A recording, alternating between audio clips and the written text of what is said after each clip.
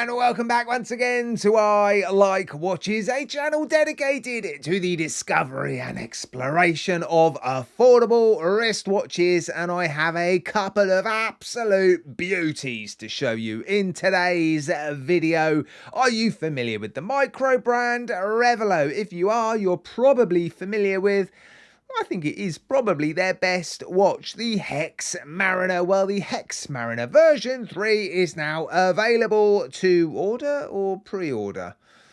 I've forgotten. I'll let you know in the video. Enjoy! Pre-order. It's available to pre-order. Of course, if you're watching this after December, it's available to just order. And that's if there's any left. The popular dial versions do tend to sell out pretty quick, and the early bird prices are good. Anyway, I'm going to come on to that in a moment. I'm getting ahead of myself. In this video, I've got two prototypes to show you. I don't like to show prototypes usually because, well, they're normally made to a slightly lower standard than full production watches, and quite often there's things that are going to change on them, and I like to show you full production watches because I like to show you exactly what you're going to get if you buy a watch. But I have reviewed a number of Revelot prototypes, and they are so close to the full production watches in terms of quality, and I don't think with these watches anything's going to change. I am going to run through what has changed from the version 2s to these current version 3s. I think the most obvious change is the bracelet. There's a little bit of Land Dweller in that bracelet, isn't there? So if you've ever wondered what a Submariner inspired watch with a Land Dweller inspired bracelet would look like, well, here you go. And before you start saying it's not a Submariner inspired watch, it is. It says it on their website. I've spoken to Kevin about it. He took inspiration from the Submariner for these watches. Hence, it's called the Hexmariner. Yes, it's not a copy, it's not really even a homage, but he was just inspired by the Rolex Submariner. And I think that's one of the reasons why these watches are so popular, because they're not super accurate homages. They are just loosely based on a very famous, iconic dive watch by Rolex, and they're built to an incredible standard. And I think they do represent great value for money. I know there will be people out there saying it's an NH35 powered 200-meter diver. It's too much money, but this is a quality micro brand, and you're able to pick these watches up. Well, the prices start $325 US.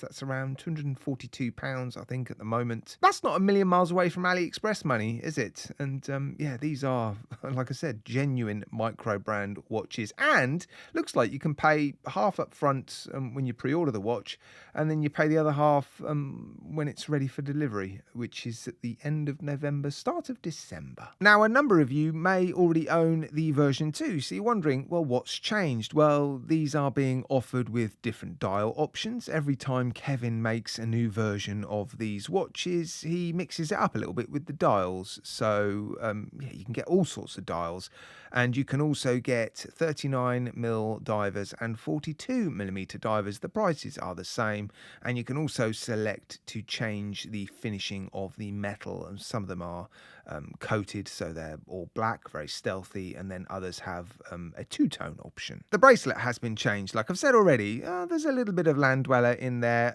The reality is it's not that original. The Land Dweller bracelet isn't even that original. They are basically 5-link bracelets, but instead of the more traditional sort of curved finish, they're sort of flattened and, well, more flat and faceted is the word I'm looking for. The 3 center links are polished, the outer links are brushed. I don't mind that, actually.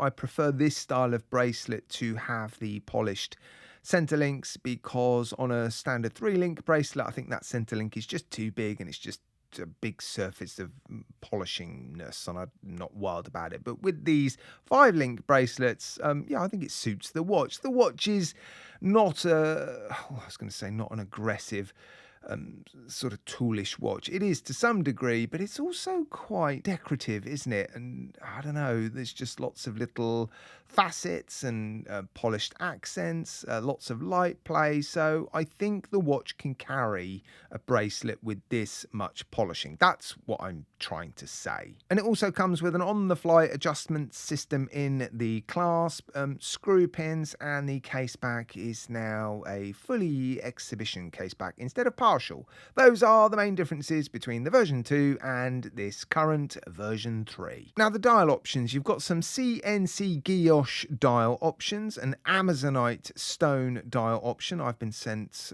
one of each of those to show you in this video, and forged marble carbon fiber dials. Very popular these days, aren't they?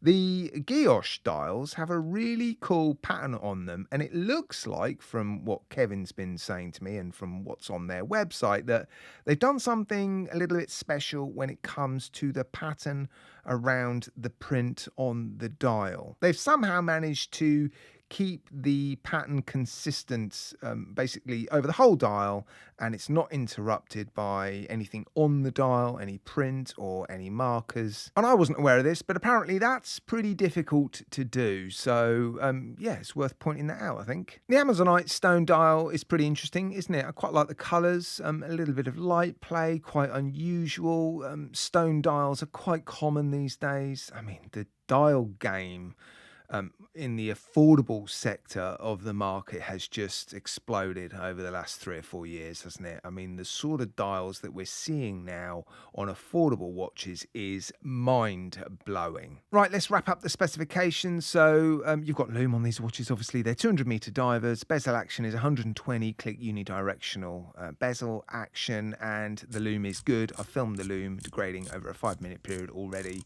The loom is impressive. Screw down case back, screw down crowns, 2 pieces of sapphire crystal, decent AR coating. I took these outside on a very sunny day, and yeah, the sun is not blocking the whole of the dial, so yeah, the spread of glare isn't significant. So yeah, AR coating seems to be good. Double-ended quick release spring bars in the solid end links of the bracelet, solid links, decent clasp, screw pins, a mix of finishing all over this watch. You've got some polished accents on the corners of the bracelet and the case, polished edge to the bezel, ceramic bezel inserts, unless it says otherwise, of course, applied indices, incredible hands. Yeah, their hands are always great. A mix of finishing on their hands, some coarse brushing, polished facets, clean, crisp transitions. Date windows at the 6 o'clock, and you've got Revelot on the flange. In the UK, we call that a flange.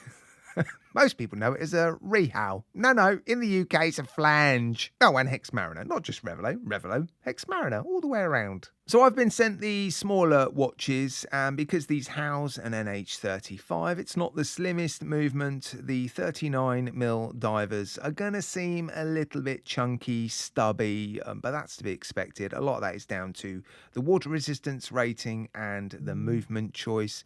Of course, if there was a Miyota 9015 inside of these, you'd be able to take a little bit of thickness off the case, but they're under 13mm thick, so they're not exactly overly chunky. But yeah, just these smaller ones do look a little bit stubby, probably not helped by the female end links, although of course those are going to enable smaller wrists to wear these watches. I haven't got many complaints when it comes to these watches. I generally don't have many complaints when it comes to Revelot watches.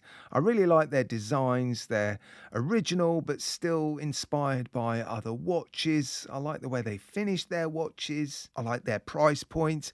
I like what they're offering. It is one of my favourite micro brands for those reasons. And so, yeah, these are right up my alley. And if they're up your alley, I wouldn't hang around. The popular ones do tend to sell out pretty quick. And yeah, there's a link in the video description for your convenience only. It's not an affiliate link. Right, guys, thanks for watching.